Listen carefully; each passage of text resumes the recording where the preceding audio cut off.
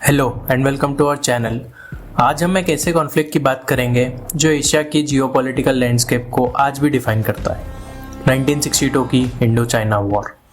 India और China दो बड़े नेशंस के बीच हुई ये छोटी पर ब्रूटल जंग इनके रिश्तों और रीजन पर एक गहरा असर छोड़ गई।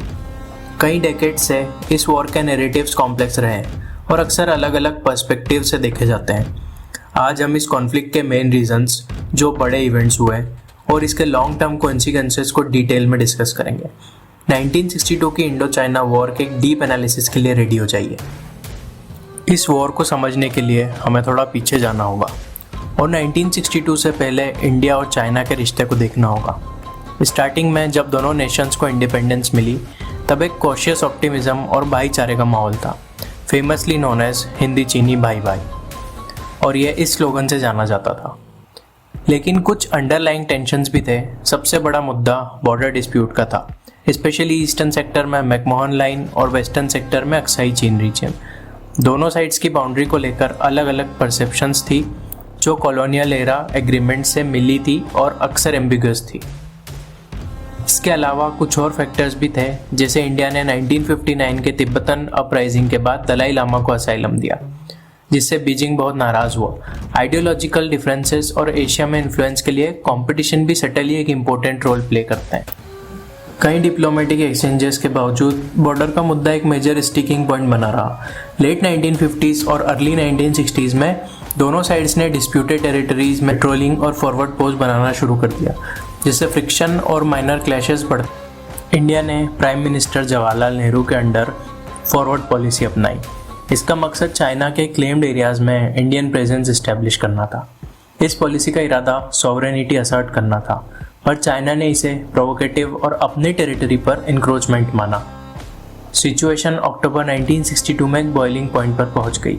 चाइना को लगा कि उसकी टेरिटरियल इंटीग्रिटी को चैलेंज किया जा रहा है और शायद इंडिया की मिलिट्री प्रिपेयर्डनेस में कमज़ोर भी थी, तो उन्होंने ईस्टर्न और वेस्टर्न बॉर्डर दोनों सेक्टर्स में एक लार्ज स्केल ऑफेंसिव लॉन्च कर दिया। चाइनीज ऑफेंस ने इंडियन मिलिट्री को काफ़ी हद तक सरप्राइज कर दिया। इल इक्विप्ड और अक्सर कम तादाद में होने के बावजूद इंडियन सोल्जर्स ने बहादुरी से लड़ाई लड़ी, पर उन्हें कई जगह से रिट्रीट भी करना पड़ा। ईस्टर्न सेक्टर में चाइनीज पीपल्स लिबरेशन आर्मी ने मैकमोहन लाइन को तेज़ी से क्रॉस किया और तवांग जैसे की एरियाज पर कब्जा कर लिया। वेस्टर्न सेक्टर में उन्होंने अक्साई चीन पर अपनी पकड़ मजबूत कर ली, जो चाइना के लिए स्ट्रेटेजिकली इम्पोर्टेंट रीजन था क्योंकि ये सिंगजियान और तिब्बत को कनेक्ट करता था। काफ़ी चैलेंजेस फेस करने के बावजूद इंडियन सोल्जर्स ने रिमार्केबल ब्रेवरी और रेजिस्टेंस दिखाया। लद्दाख में बैटल ऑफ रेजांगला जैसी बैटल्स उनकी करेज की मिसाल है, जहाँ उन्होंने ओवरवेलमिंग ऑड्स के खिलाफ लड़ाई की।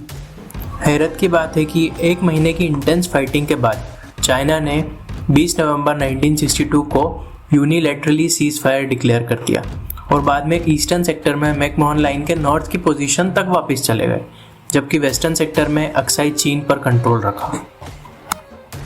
चाइना के इस सडन विड्रॉल के रीजंस पर हिस्टोरियंस आज भी डिबेट करते हैं। कुछ थ्योरीज लॉजिस्टिकल कंस्ट्रेंट्स बताती है, कुछ स्ट्रेटेजिक ऑब्जेक्टिव्स अचीव करने की बात करते हैं और कुछ इंटरनेशनल प्रेशर का भी स्पेकुलेशन करते हैं।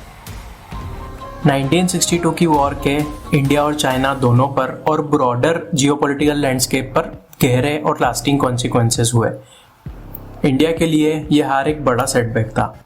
इसने उसकी डिफेंस प्रिपेयर्डनेस में वल्नरेबिलिटीज रिवील की और उसके बाद इंडिया की आर्म्ड फोर्सेस का सिग्निफिकेंट मॉडर्नाइजेशन और एक्सपेंशन हुआ। इससे फॉरेन पॉलिसी में भी इंट्रोस्पेक्शन और एक शिफ्ट आया। चाइना के लिए यह विक्ट्री उसकी रीजनल पावर पोजीशन को सॉलिडिफाई करती है और उसके टेरिटोरियल क्लेम्स को रीइंफोर्स करती है, लेकिन इसने इंडिया के साथ उसके रिश्ते में मिसट्रस्ट और सस्पिशन के सीड्स भी बोए, जो आज तक मौजूद है। बॉर्डर डिस्प्यूट अभी भी अनरिजॉल्व्ड है और line of actual control LAC अभी भी एक सेंसिटिव और अक्सर कंटेस्टेड एरिया है। जैसा कि रिसेंट इवेंट्स में हमने अनफॉर्चुनेटली याद दिलाया है, 1962 की वॉर बॉर्डर डिस्प्यूट्स की कॉम्प्लेक्सिटीज और पीसफुल डायलॉग और रेजोल्यूशंस की इंपॉर्टेंस की एक क्रूशियल रिमाइंडर है। 1962 की इंडो चाइना वॉर दोनों नेशंस की हिस्ट्री में एक पाइवोटल मोमेंट थी। इसके कॉजेस, इवेंट्स और कॉन्सिक्वेंसेस को समझना रीजन की करंट डायनेमिक्स को कॉम्प्रिहेंड करने के लिए एसेंशियल है। ये बॉर्डर डिस्प्यूट्स की एंड्योरिंग चैलेंजेस और एशिया में पावर के डेलिकेट बैलेंस को हाईलाइट करता है। आपके क्या थॉट्स हैं 1962 की वॉर पर? आपको कौन से एस्पेक्ट सबसे सिग्निफिकेंट लगते हैं? हमें कमेंट्स में बताएं। Thank you for watching.